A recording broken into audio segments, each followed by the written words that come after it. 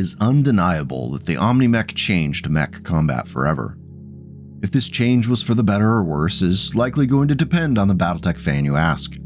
I've heard everything from omni-mech technology being the savior of the game to being the worst idea since sentient bird aliens. No matter where you fall on that spectrum, I hope we can find some common ground in the statement that it's a good thing that omni-mech technology did not remain exclusive to the clans for long after the invasion of the Inner Sphere. Today we're not going to talk about the first Inner Sphere omni-mech, but we are going to look at one that's often mistaken for the first.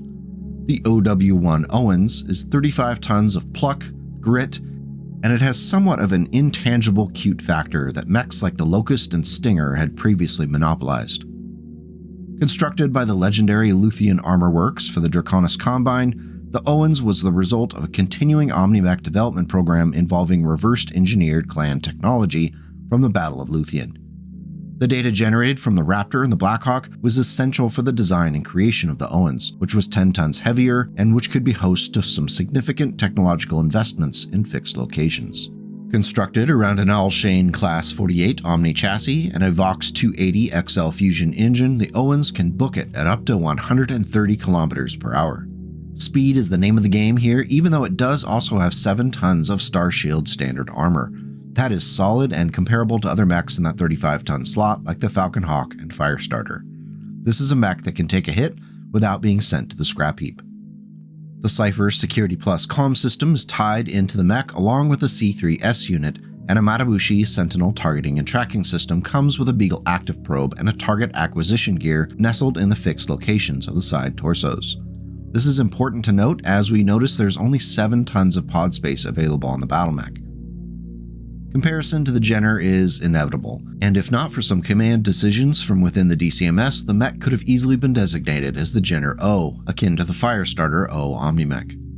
Alas, the decisions were made and a new mech was given the name Owens, which was a reference to an old Terran drinking song that had military historical roots dating back to the late 18th century. The odd choice of name was possibly picked to deliberately confound and frustrate intelligence agents who thought they might glean some insight about the mech from its go-by. Personally, I like the idea that some DCMS officer was just a huge history nerd and a fan of ancient Terran marching tunes. If it isn't immediately obvious by the addition of the C3S unit, tag, and Beagle active probe, the primary mission of the Owens was for use as a forward unit, scouting targets for heavier mechs and fire support mechs, while being tough enough to survive the run back home. Now let's talk about the 7 tons of pod space.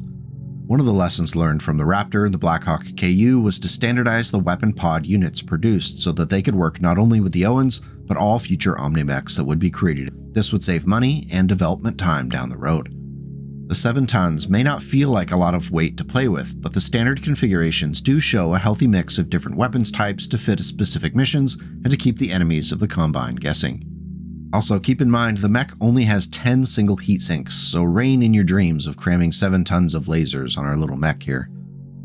The primary out-of-the-box configuration of the Owens was an expected little bit of everything design, which could be useful across many different situations, though excel within very few.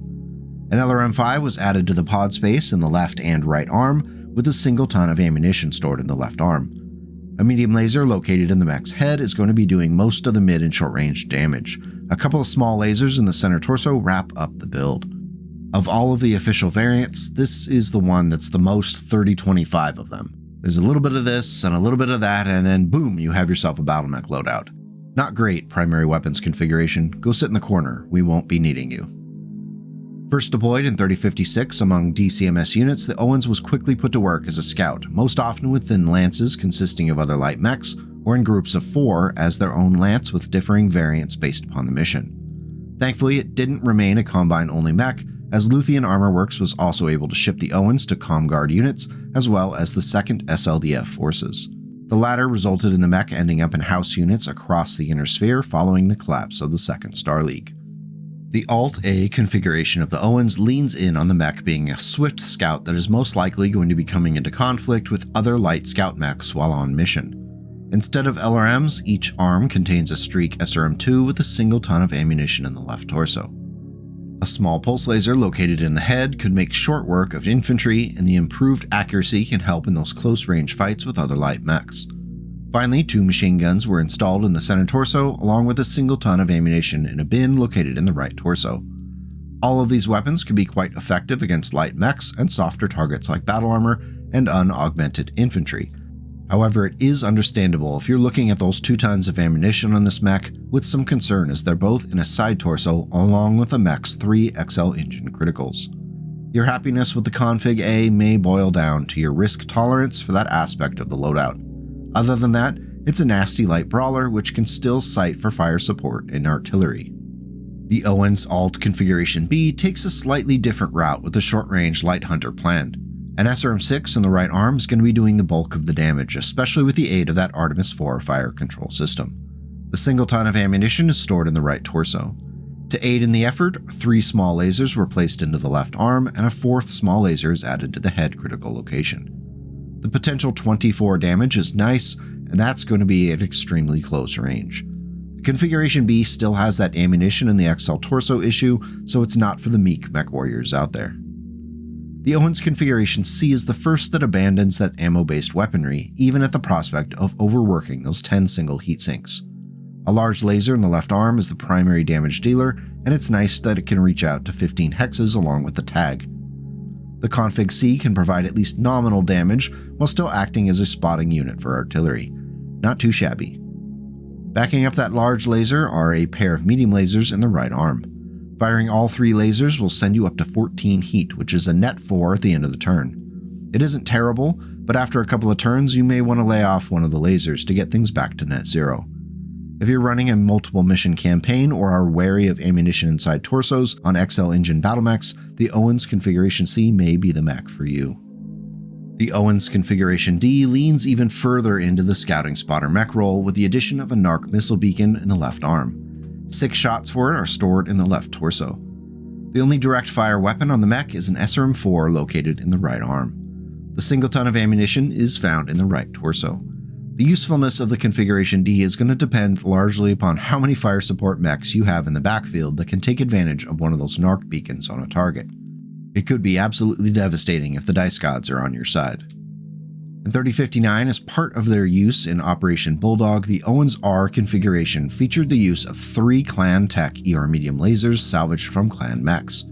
It also carried a medium-range missile launcher in the right torso, along with 1 ton of ammunition. The Config R can do quite a bit of damage, but is severely limited due to its 10 single heatsinks. An Alpha Strike with the lasers and MRM would leave you at a net 9 plus heat, which is going to hobble you the next turn.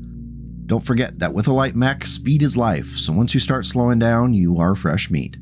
Most often, if seeking to dance on the line, firing 2 of the ER medium lasers and the MRM-10 will leave you at a plus 4, just under where the heat issues begin. The next turn, you'll have to pay for that by only firing 1 of the weapons, but it could be worth it if you're peeking your head out and running away. If someone were to take the R configuration and invest in the overhaul necessary for double heatsinks, the mech would be a beast. In 3060, we're back to all inner sphere technology with the Owens Configuration E. An MRM-10 in the right arm is going to be the mech's longest range weapon. It can reach out to 15 hexes, but I'm willing to bet that most of the time you're going to want to close in on your target quickly so that you can employ the medium pulse laser and standard medium laser in the left arm. Firing all 3 will leave you at plus 1 heat at the end of the turn, so you can go wild for 4 consecutive turns before having to worry about heat penalties. The E configuration is a simple and decent option, just make sure you keep that right torso facing away from incoming fire. I like it as a slightly more reasonable version of our toasty warm C configuration. Down the line in 3076, the Configuration F responds to all your hopes and dreams as long as your hopes and dreams involve electronics gadgets and light PPCs. The F configuration's primary weapon is the light PPC in the center torso, which can reach out to 18 hexes for 5 damage. Backing it up at short range are a pair of ER small lasers. All 3 weapons are aided by a targeting computer. To extend the mech's lifespan, a Guardian ECM is located in the left torso, which will help the Owens run Operation Sneaky Sneak. Finally, an A-pod was added to the right leg in order to help deal with unexpected infantry that might want to get up close and personal when all you really need is some time on your own to find yourself. With the combination of light PPC in the center torso and ER small lasers on each arm, I'm envisioning this Owens as like a 35-ton Locust rocking that CT laser in its undercarriage. The configuration is heat neutral and can consistently do that 5 damage with accuracy boosted light PPC.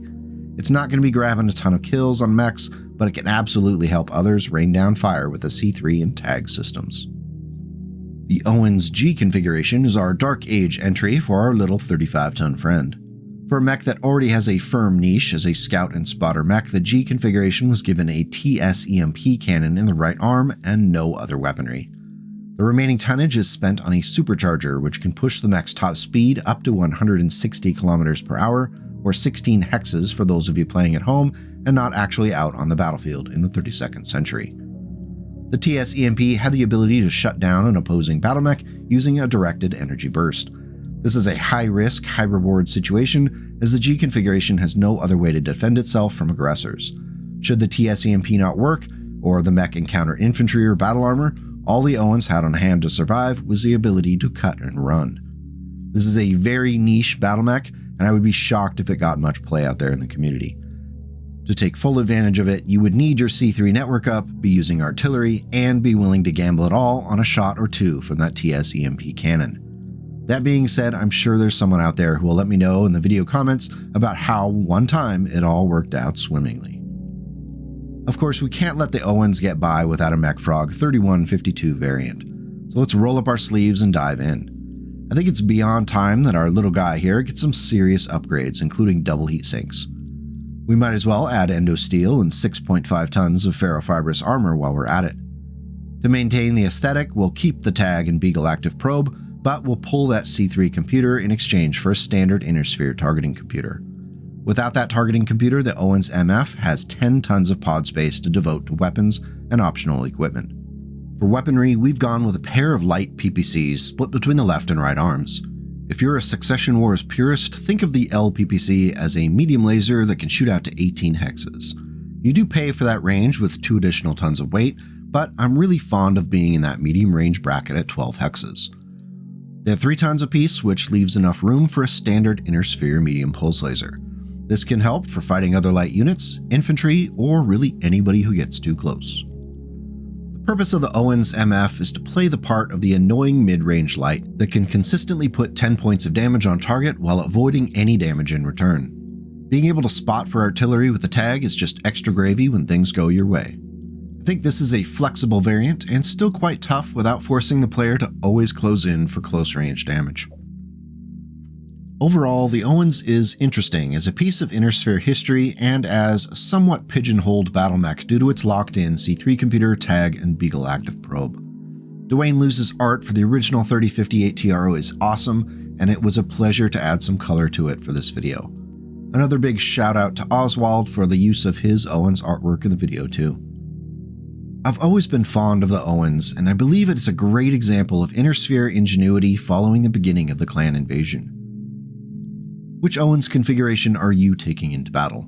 Or do you have your own custom configuration that has worked out for you in the past? Let me know in the comments and we'll keep the conversation going. Big thank you for hanging out today. If you felt it was worthwhile, please let YouTube know by hitting the like and subscribe buttons. Another free way to support the channel is to share this video with one other person who might enjoy it.